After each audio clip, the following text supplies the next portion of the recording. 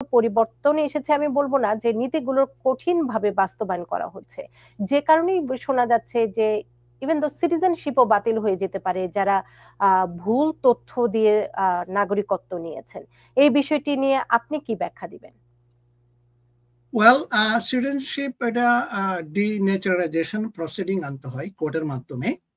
যারা ভুল তথ্য দিয়ে নাগরিকত্ব নেয়, আবার অনেকে যেমন ধরেন নাগরিকত্ব নিয়ে অন্য দেশে বা নিজের ডুয়াল সিটিজেন যেখানে আছে ওখানে আর্মিতে জয়েন করে গভর্নমেন্টের হাইয়েস্ট পজিশন হোল্ড করে নিজের দেশের, এদের যদি এবং টেররিস্ট অ্যাক্টিভিটিতে যারা ইনভলভ থাকে ওদের জন্য কোর্ট প্রসিডিং এ ডিন্যাচারালাইজেশন প্রসিডিং এ ন্যাচারালাইজেশন সিটিজেনশিপ ক্যান্সেল করতে পারে যারা naturalised, not the born citizen.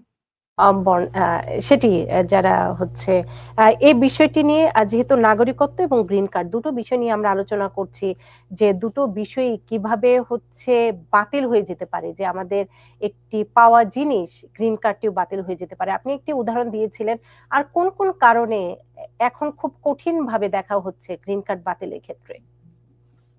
ধন্যবাদ। গ্রিন কার্ড যেমন অনেকের ক্রিমিনাল অ্যাক্টিভিটিতে যদি ইনভলভ হয় উইদিন 7 ইয়ার্স, 7 বছরের মধ্যে গ্রিন কার্ড পাওয়ার পরে, মনে রাখবেন গ্রিন কার্ডটা কিন্তু ইজ নট রাইট। আপনার green card is a privilege. এটা এটা আপনার অনেক রাইট নাই, এটা just privilege two having a green card. So এর মানে এই নয় যে আমি গ্রিন কার্ড পেয়ে গেলাম, I have all the right, so any time can cancel green card.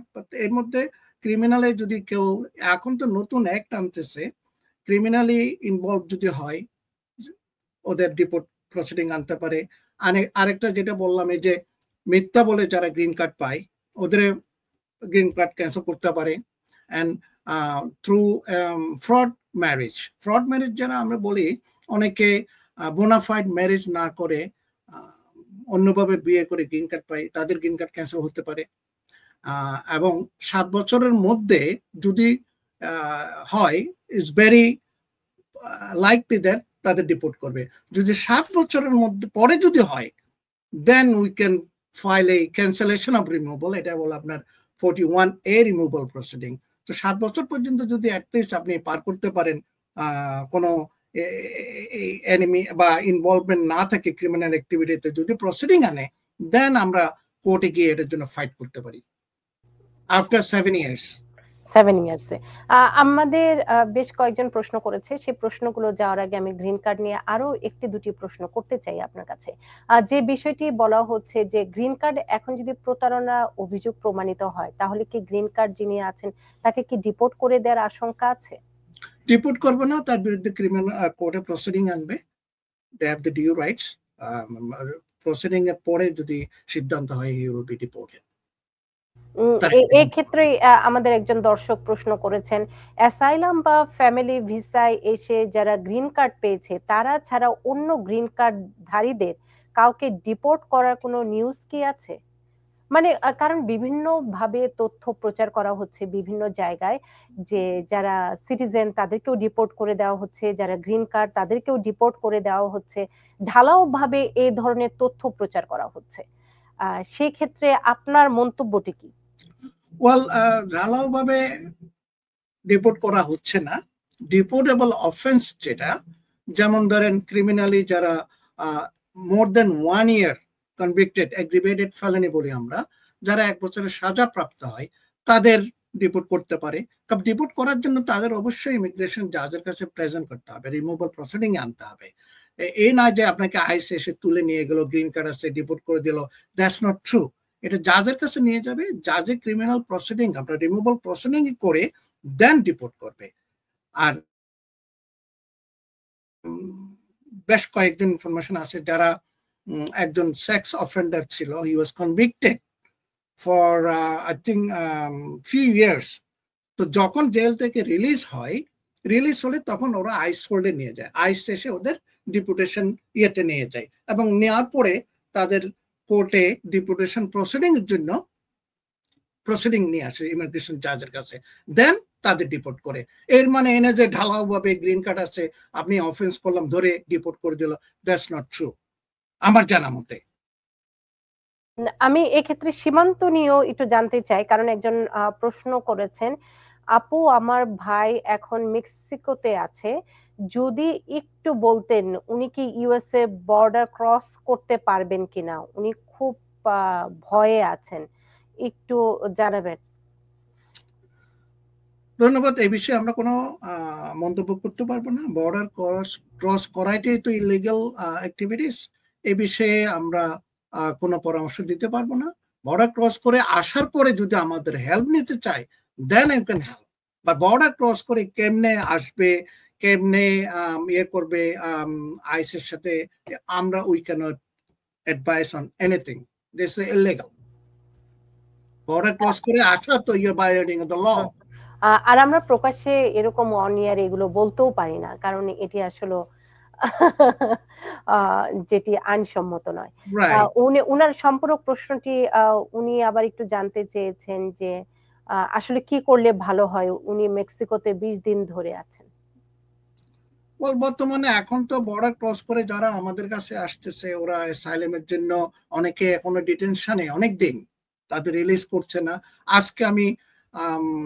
আজকে একজন খবর পেলাম, আজকে রিলিজ করলো $20,000 bond.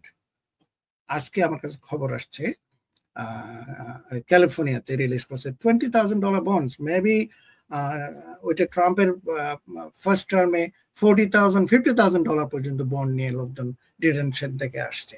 So it's very high এখন রিস্ক। এবং আমি জানি না, I don't encourage people coming illegally.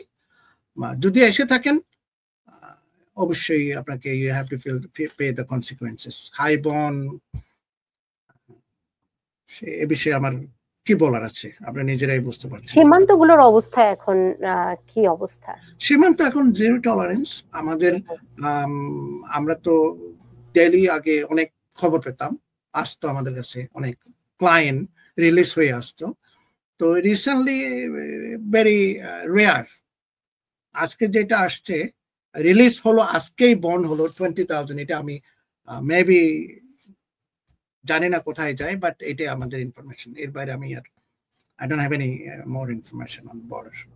আমাদের আরো একজন প্রশ্ন করেছেন, একজন বিবাহিত পুরুষ কি আমেরিকাতে পুনরায় বিয়ে করতে পারবেন কিনা? Well, single married is a fundamental right. আপনি যদি সিঙ্গেল হন, আপনি you can marry any time. But বিবাহিত পুরুষ যদি বলে যদি ডিভোর্স না হয়, আমেরিকান আইন অনুযায়ী আপনি একের অধিক বিয়ে করা যাবে না এট দ্য সেম টাইম, তাহলে এটি বিগেমি হবে। It's a criminal offence. মানে একজনের বেশি ওয়াইফ কিংবা একজনের বেশি হাজবেন্ড, যেভাবেই আমরা বলি না কেন, রাখা যাবে at the same time. Divorce হয়ে যাওয়ার পরে সেটি অন্য হিসেব। এটি এক্স্যাক্টলি। সিঙ্গেল হয়ে আবার নতুন করে আপনি you can marry unlimited, no problem.